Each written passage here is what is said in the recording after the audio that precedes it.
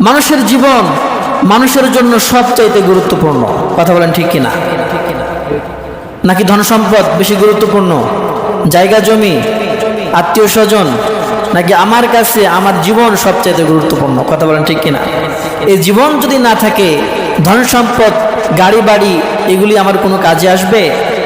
কোনো উপকারে আসবে? আসবে না। আমার সবার আগে দরকার আমার জীবন। আমার জীবন যদি বাঁচে আমার সব কিছু কাজে আসবে, ঠিক কিনা?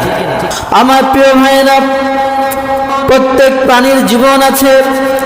এই জীবনটা সবচেয়ে গুরুত্বপূর্ণ।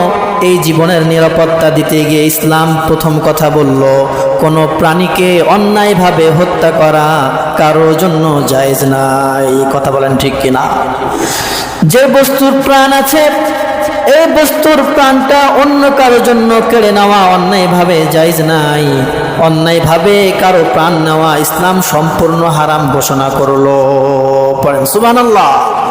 রব্বুল আলামিন সূরাতুল আনআমের 151 নম্বর আয়াতের মধ্যে ঘোষণা করেন, ওয়ালা তাকতুলুন নাফসাল্লাতী হারামাল্লাহু ইল্লা বিল হক যালিকুম ওয়াসাকুম বিহি লাআল্লাকুম তা'কিলুন। পড়েন সুবহানাল্লাহ।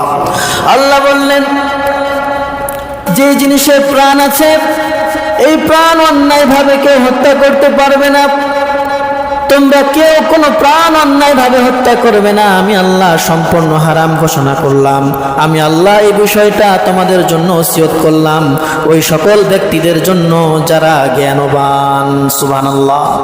যারা জ্ঞান রাখে, যারা জ্ঞানবান ব্যক্তি, তাদের জন্য আমি ওসিয়ত করলাম তারা যেন অন্যায়ভাবে কোনো নফসকে হত্যা করে না। সূরাতুল আনআমের কত নম্বর আয়াত? 151 নম্বর আয়াত। ওয়ালা তাকতুলুন নাফসাল্লাতী হারামাল্লাহু ইল্লা বিল হক। অন্যায়ভাবে কোনো নফসকে হত্যা করা যাবে না। আমার প্রিয় ভাইয়েরা, শুধু এতটুকুই না, হাদিসের আলোকে আল্লাহ তাআলার কাছে একটা প্রাণ হত্যা করা দুনিয়া ধ্বংস করে দেওয়ার চাইতেও অন্যায়। একটা দুনিয়া যদি ধ্বংস হয়ে যায়, তার চাইতে আল্লাহ তাআলার কাছে সব এর চাইতে বড় অন্যায় হলো কোনো প্রাণ যদি কেউ নষ্ট করে ফেলে। সুবহানাল্লাহ। পড়েন, আন আব্দুল্লাহ ইবনে আমর রাদিয়াল্লাহু তাআলা আনহুমা আন্না নবী সাল্লাল্লাহু আলাইহি ওয়াসাল্লাম قال লা যাওয়ালুদ দুনিয়া আহওয়ানু ইনদাল্লাহি মিন মুসলিমিন। একজন মুসলমানের প্রাণ হত্যা করা আল্লাহ